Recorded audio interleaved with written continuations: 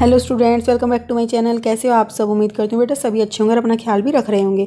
तो बेटा जैसा कि हमने अपनी 7th क्लास की एनसीईआरटी साइंस को स्टार्ट किया हुआ है, ठीक है। तो उसमें हम अपना फर्स्ट चैप्टर कर रहे हैं जिसमें हम पढ़ रहे हैं पौधों में पोषण किस तरीके से होता है, ठीक है, या पौधे अपना भोजन कैसे बनाते हैं, कैसे ग्रहण करते हैं, ठीक है।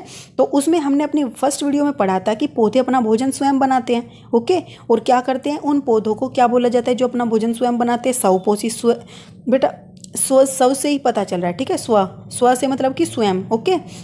और जो जिस विधि द्वारा वो लेते हैं उसको स्वपोषण बोल देते हैं, ठीक है। और जो अन्य होते हैं वो दूसरों पर निर्भर होते हैं तो उनको बोल देते हैं विषम पोषी, ठीक है। और जिस विधि द्वारा वो लेते हैं उसको बोल देते हैं विषम पोषण विधि, ओके। अगर किसी ने वो नहीं देखी है बेटा, अच्छे से समझना है तो उस वीडियो को देख लेना, उसका लिंक तुम्हें नीचे मिल जाएगा, ओके। आज का जो टॉपिक है बेटा हमारा वो है प्रकाश संश्लेषण, ओके। ये प्रकाश संश्लेषण क्या है इसके बारे में जानेंगे। पादपों में खाद्य संश्लेषण का प्रक्रम है ये, ठीक है। यानी कि पौधों में भोजन को बनाने का जो प्रक्रम है वो है प्रकाश संश्लेषण, ओके। तो चलिए स्टार्ट करते हैं। तो इसमें क्या करते हैं पादप?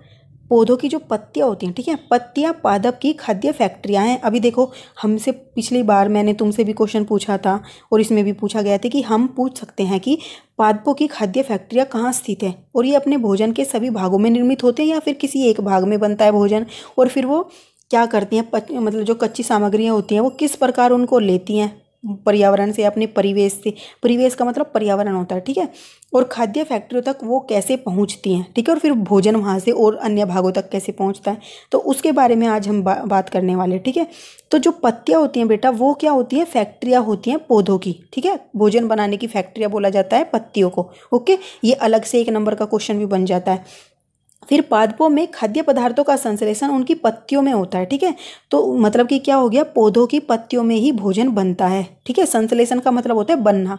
तो पदार्थ जो होते हैं बेटा, खाद्य पदार्थ, खाने योग्य जो पदार्थ होते हैं वो पादपों की पत्तियों में होते हैं, ठीक है। अतः सभी कच्चे पदार्थ उन तक पहुंचने चाहिए। इसका मतलब बेटा अगर वहां पर बनता है तो सारा जो भी चीज़ें होती हैं वहां पत्तियों तक पहुंचनी चाहिए। तो अब वो कैसे पहुंचेंगी? तो मृदा में उपस्थित जल, अब देखो बूझो जानना चाहता है कि जड़ द्वारा अवशोषित जल एवं खनिज पत्ती तक किस प्रकार पहुंचता है, ठीक है। तो अभी हम यही पढ़ेंगे। तो इसमें क्या बोला बेटा, मृदा में उपस्थित जो जल होता है, मिट्टी में हम जल देते हैं बेटा, ठीक है, पौधों को, और खनिज भी होते हैं मिट्टी के अंदर, ठीक है। तो जो ये जल हो गया और खनिज हो गया, ये क्या करते हैं, मिट्टी में उपस्थित जड़ द्वारा अवशोषित किए जाते हैं, ठीक है। तो पौधों की जड़ें मिट्टी में होती हैं तो उसके द्वारा ये अवशोषित कर लिए जाते हैं, जल भी और खनिज लवण भी। अवशोषित कैसे बेटा? जैसे अब तुम देखते होंगे कि तुम जो कॉटन होती है, कपास होती है या फिर रुई होती है, उसको अगर तुम पानी में भिगोते हो तो वो क्या होती है, धीरे धीरे उसमें से क्या होने लगता है, ऊपर जाने लगता है पानी, ठीक है। तो वो होता है अवशोषण, ठीक है, उसी को कहते हैं अवशोषण। तथा तने के माध्यम से पत्तियों तक पहुंचाए जाते हैं, ठीक है। तो जड़ें भी ऐसे क्या करती हैं, अवशोषित करती हैं जल और खनिज लवण को, और धीरे धीरे ऊपर तनों तक, ठीक है। तो पौधों के तने क्या होते हैं बेटा, जैसे ये पत्ती हैं, ठीक है, और ये इसकी जड़ें हैं मिट्टी के अंदर। तो यहाँ से क्या गया, इन्होंने अवशोषित किया, और ये बेटा ये क्या है, तने हैं, ठीक है। तो इन तनों के द्वारा पत्तियों तक पहुंच जाते हैं ये कच्ची सामग्रियाँ, ओके। हर पत्तियों तक इसी तरीके से चली जाती हैं पूरे पेड़ में, ओके। फिर क्या होता है बेटा, पत्ती की सतह पर उपस्थित सूक्ष्म, जो पत्ती की सतह पर जो सूक्ष्म रंध्र होते हैं, ठीक है, उन रंध्रों द्वारा वायु में उपस्थित कार्बन डाइऑक्साइड प्रवेश करती है, ठीक है। तो बेटा पत्तियों के अंदर ना छोटे छोटे छिद्र होते हैं, ओके। जैसे अब तुम देखते होंगे तुम्हारे हाथों में छोटे छोटे रोए होते हैं ना, छोटे छोटे रुएं जैसे होते हैं, रोम बोलते हो जिसको, जिसमें छोटे छोटे बाल होते हैं। तो ऐसे इनमें भी छोटे छोटे छिद्र होते हैं, ठीक है। तुम यहाँ पर देखो, ओके। तो ये इस तरीके के बेटा ये छोटे छोटे छिद्र होते हैं, ठीक है, जिनको रंध्र बोला जाता है, ओके। तो इस रंध्र में से क्या होता है, जो वायु के अंदर CO2 उपस्थित होती है वो इसमें चली जाती है अंदर, ओके। यहाँ से उन्होंने CO2 ले ली, जल और खनिज को उन्होंने जड़ों से ले लिया, ओके। तो अब इन रंध्रों द्वारा वायु आई, ठीक है, प्रवेश की। यह रंध्र द्वार कोशिकाओं द्वारा घिरे होते हैं, ठीक है। तो मतलब कि जैसे हर कमरे का एक गेट होता है, ठीक है, तो उसके एंटर होने के गेट होते हैं, अगर खुलेगा तभी हम अंदर जा सकते हैं, बंद होगा तो हम नहीं जा सकते। ऐसे ही बेटा इन पत्तियों के चारों तरफ भी ना छोटे छोटे द्वार कोशिकाएं होती हैं, ठीक है। तो वो क्या करती हैं, जब जरूरत होती है तो खुल जाती हैं, जब जरूरत नहीं होती तो वो बंद हो जाती हैं, ठीक है। और इन्हीं छिद्रों को क्या बोला जाता है, रंध्र बोला जाता है। ये भी इंपॉर्टेंट है, इस पर क्वेश्चन बनता है। अब जल एवं खनिज वाहिकाओं द्वारा पत्तियों तक पहुंच जाते हैं, ठीक है। वाहिकाएं बेटा वही तने, ठीक है, जैसे पौधा है ये, इसकी ये पत्तियां हैं। ओके, तो यहाँ से क्या करते हैं, ये तने, इस तने द्वारा इन पत्तियों तक पहुंच जाते हैं जल और खनिज लवण। ओके, अब ये इन्हीं तनों को वाहिकाएं बोला गया। ये वाहिकाएं नली के समान होती हैं, ठीक है, एक नली या पाइप के समान होती हैं तथा जड़, तना, शाखाओं एवं पत्तियों तक फैली होती हैं। और ये बेटा पौधे के चार मतलब कि हर स्थान पर फैली होती हैं, ठीक है। जैसे कि अब तुम ये एक तरीके से ये देखो, तुम एक टंकी रख देते हो ऊपर अपनी छत पे पानी की, और उसमें पाइप लगा देते हो इतने कि हर कमरे तक या हर जगह तक जहाँ जहाँ तुम्हें पानी चाहिए वो पहुँचा देती हैं, ठीक है। तो वो पाइप होते हैं। इसी तरीके से पौधों में भी इस तरीके की कुछ वाहिकाएं या नलियाँ होती हैं जो क्या करती हैं, जल और खनिजों को वहाँ तक पहुँचा देती हैं, ठीक है। पोषकों को पत्तियों तक पहुंचाने के लिए ये वाहिकाएं एक सतत मार्ग बनाती हैं। सतत मतलब बेटा लगातार, ठीक है। यानी कि ऐसा नहीं है कहीं से, जैसे अब मान लो कोई टंकी में पाइप लगा और वहीं वो कहीं से टूट जाए तो क्या उसमें से पानी जा पाएगा? नहीं जा पाएगा, ठीक है, वो सारा बाहर निकल जाएगा, लीक हो जाएगा।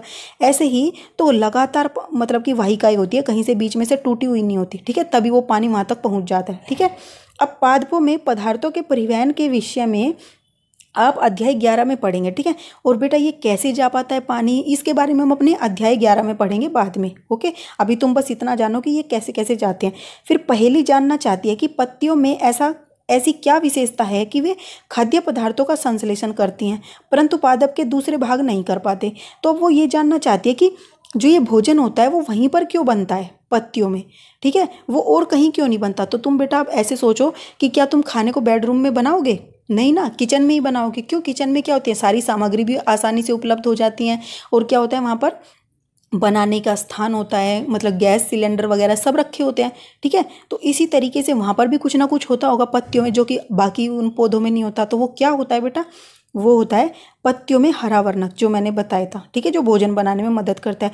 तो वो हरा वर्णक जो होता है बेटा वो पत्तियों में होता है, ठीक है। इसी वजह से वो क्या होती है, ज़्यादा हरे रंग की होती हैं, जिसे क्लोरोफिल कहते हैं, ठीक है। क्लोरोफिल सूर्य के प्रकाश यानी कि सौर प्रकाश का ऊर्जा का संग्रहण करने में पत्ती की सहायता करता है, ठीक है।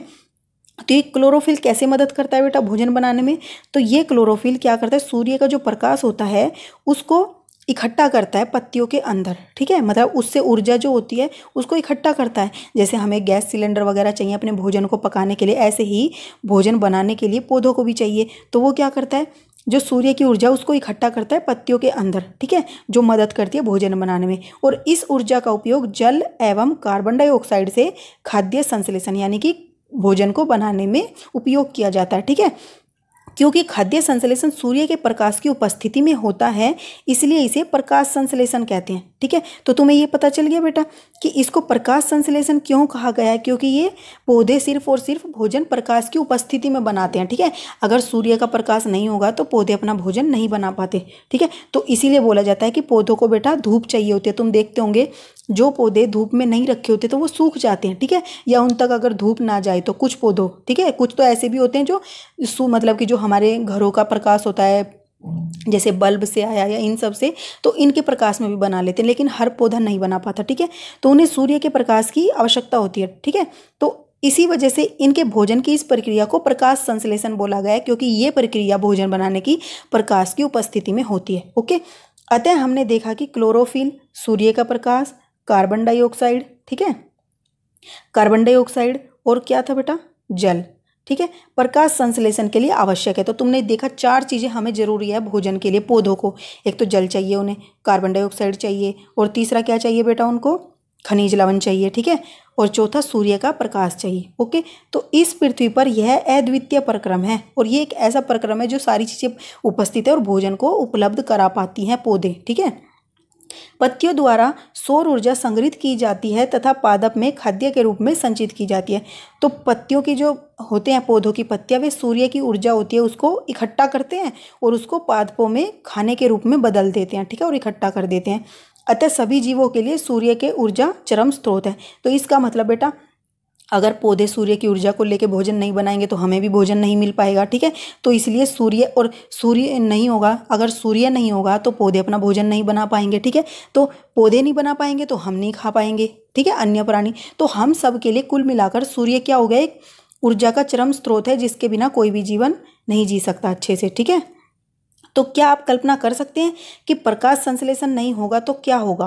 तो बेटा अगर प्रकाश संश्लेषण नहीं होगा यानी कि पौधे अपना भोजन नहीं बना पाएंगे तो क्या होएगा, ना तो पौधे रहेंगे, और पौधे नहीं रहेंगे तो अन्य प्राणी जो उस पर निर्भर रहते भोजन के लिए वे भी नहीं रहेंगे। ठीक है, तो प्रकाश संश्लेषण न होने की स्थिति में पादपों का अस्तित्व ही नहीं रहेगा। ठीक है, यानी कि पादप पौधे नहीं रहेंगे और सभी जीवों का अस्तित्व प्रत्यक्ष और परोक्ष रूप से पादपों पर ही निर्भर होता है। ठीक है, तो अगर पादप नहीं रहेंगे तो जो अन्य प्राणी है वो भी नहीं रहेंगे, क्योंकि उनको भी भोजन नहीं मिल पाएगा। ठीक है, इसके अतिरिक्त क्या होता है बेटा, जो वो भोजन बनाते हैं उसी भोजन बनाने की प्रक्रिया में साथ साथ में वो क्या बना देते हैं, सभी सजीवों के लिए परम आवश्यक यानी कि जो सबसे जरूरी होती है ऑक्सीजन श्वास लेने के लिए, वो भी प्रकाश संश्लेषण के दौरान बनाते हैं। ठीक है, निर्मित करना मतलब बनाते हैं। ओके, तो भोजन भी बनाते हैं, साथ में ऑक्सीजन भी बनाते हैं। इसीलिए कहते हैं ना पौधे क्या करते हैं, ऑक्सीजन देते हैं। ठीक है, तो इसलिए हमें क्या कहते हैं कि पौधों के नीचे बैठेंगे, लेकिन रात को नहीं बैठना चाहिए, उसके बारे में हम डिस्कस करेंगे बाद में। तो पौधे हमें ऑक्सीजन देते हैं, तो वो कैसे देते हैं, प्रकाश संश्लेषण की प्रक्रिया द्वारा ऑक्सीजन देते हैं। ठीक है, जिसको हम ग्रहण करते हैं।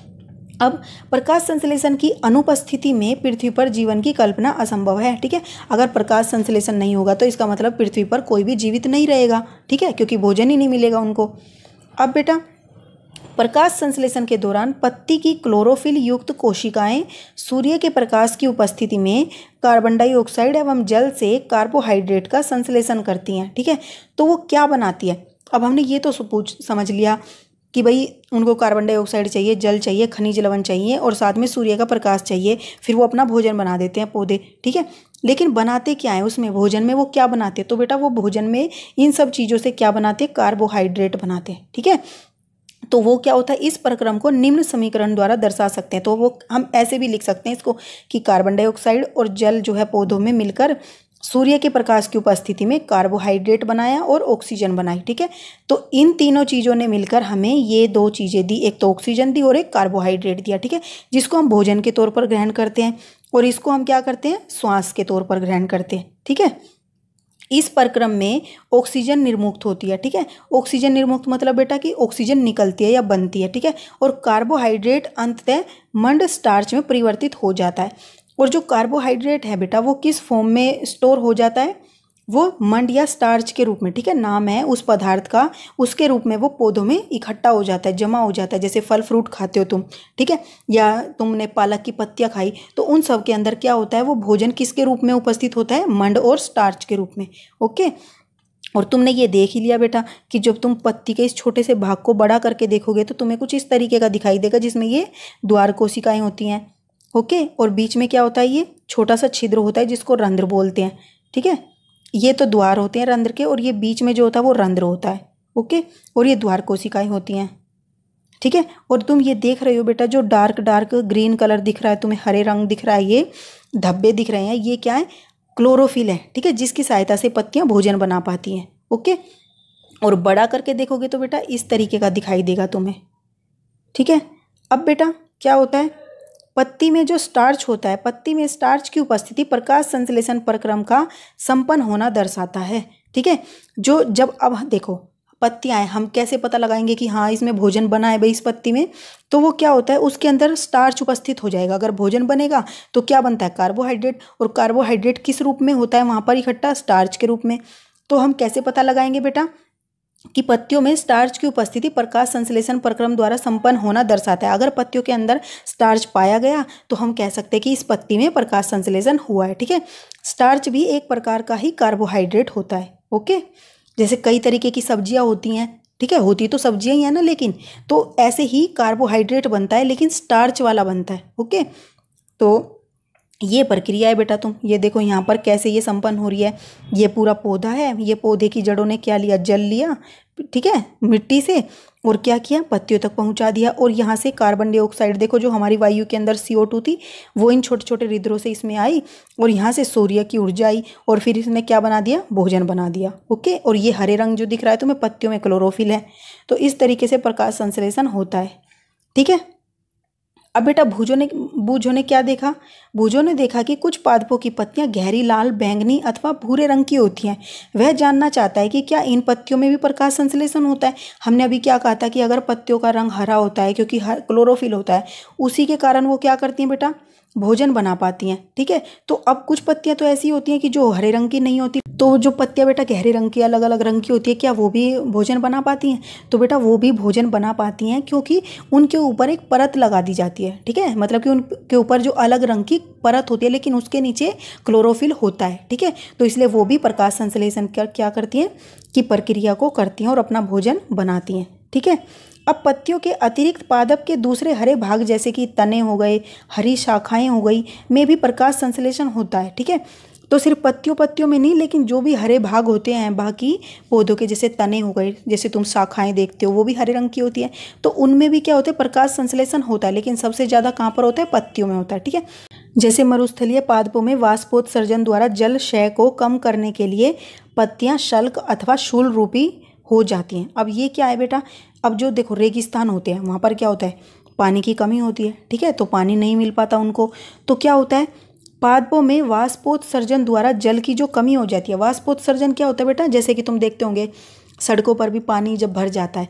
लेकिन कुछ दिनों बाद वो सूख जाता है। क्यों? क्योंकि उसमें क्या होता है, जो पानी होता है वो वाष्प बनकर उड़ जाता है। ठीक है, तो पौधों में भी जो पानी होता है बेटा वो वाष्प बनकर उड़ जाता है। ठीक है, उसको बोलते हैं वाष्पोत्सर्जन विधि को, तुमने 6th में पढ़ा होगा इसके बारे में। ठीक है, तो मरुस्थलीय जो पौधे होते हैं रेगिस्तानी, वहाँ पर पौधों से कमी तो होती है वहाँ पर पानी की, तो इसलिए पौधे इस तरीके के होते हैं कि उनमें जो जल की कमी होती है उसको रोका जा सके, तो इसलिए उनकी पत्तियाँ किस तरीके की होती है, एक सल्क की होती हैं, शूल रूपी कांटे जैसी होती हैं।